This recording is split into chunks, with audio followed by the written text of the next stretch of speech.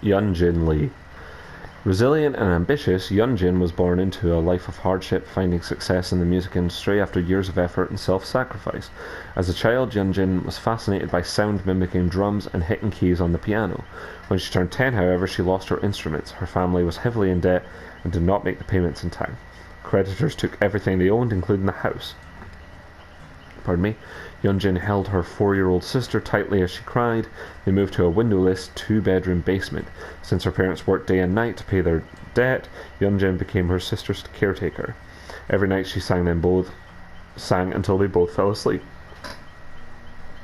At 17, the renowned record label Mighty One Entertainment came to her high school to audition talent.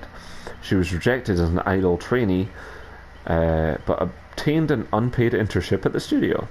For the following years, she created some of the studio's biggest hits without any credit for recognition. To get her dues, she emerged in the public eye wearing flamboyant fashion and put soundbites into her songs that looped her artist's name, magnum opus. Fans began to recognize her songs as she became the producer of No Spin, a poorly performing boy band who needed her special touch. Dissatisfied with No Spin's commercial sound, she sought a rogue element to make the band stand out.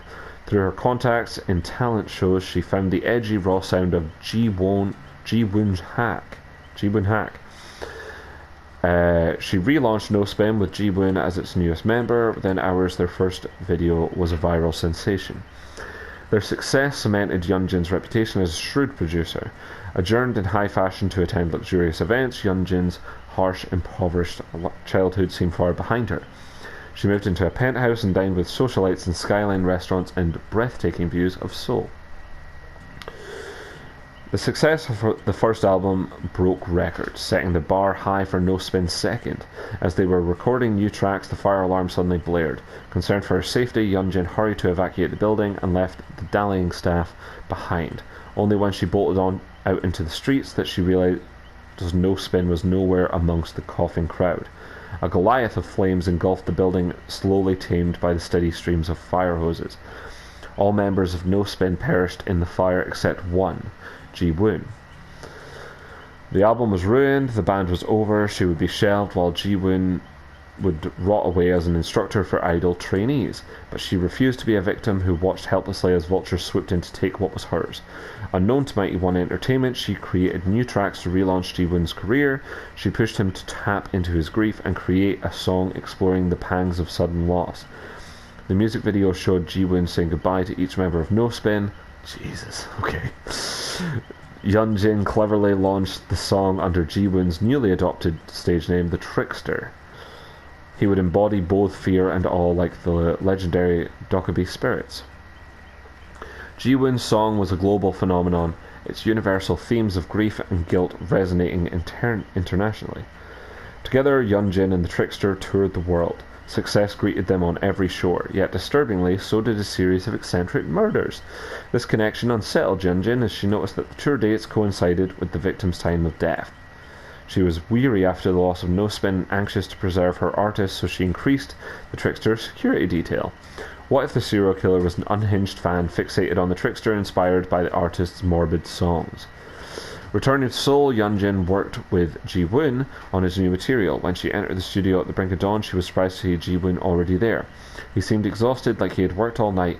When she listened to his track, she discovered a bizarre intro filled with shrieks and snares.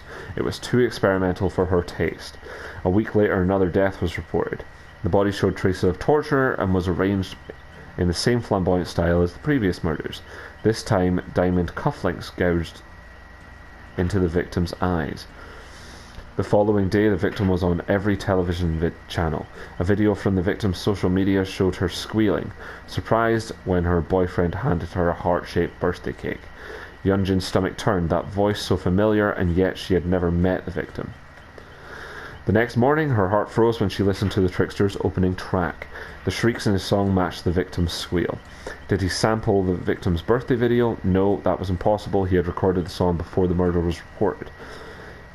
She stared at Ji-woon on the other side of the booth's glass window. He was No Spin's only survivor. Everyone else was dead. Not to mention the eccentric murders that matched his tour dates, death trails that seemed to converge to him. If he caused this, no artist would survive the scandal. Yun-Jin's career, no, her life, would be over. All she had would be destroyed. A wave of nausea surged over her. Heart racing, she rushed to the restroom. Wild thoughts blazed through her mind as she splashed icy water over her face. There had to be a simpler explanation. Perhaps she was overworked, or maybe she did not trust her success. Her mind was fabricating the suspicion because disaster was easier to trust than success. It was all in her head. She returned to the recording booth, eager to put her worries behind her. Months later, pressure came from Mighty One Entertainment executives. Revenue was down, and they blamed the trickster since they disapproved the violent themes in his music and the knife tricks that he pulled during performances. While Yun-Jin was furious that he scapegoated her artist, she agreed that Ji-Woon's sound was too niche to generate profit. She told Ji-Woon she fought them off but was ultimately outnumbered. Because of her initial fury, he believed her to be on his side. They were given 3 months to create and perform the next hit for Mighty One. Months flew by, and the time came for Yun-Jin to take a seat at the executive's private show. She was confident about her song, but as soon as the music started, she knew something was amiss. Dense foul smoke permeated the room. Yun-Jin coughed and gasped for air, but the more she coughed, the more she inhaled. Her body sank in the chair, her limbs heavy and numb, and her eyes widened as she watched terrified. A nightmare came to life. The trickster was a whirlwind of blood, slashing stabs and chopping limbs. The executives were carved up like meat. They could not run. They were stuck like Yun-Jin, paralyzed. A boiling rage swelled in her gut. How could she have denied her instincts, the fire? The murder's on tour. It was him, it had always been him, and she had known from the start. Now her career was over, and so was Mighty One. Everyone she had worked with, her colleagues, her friends, dying before her eyes.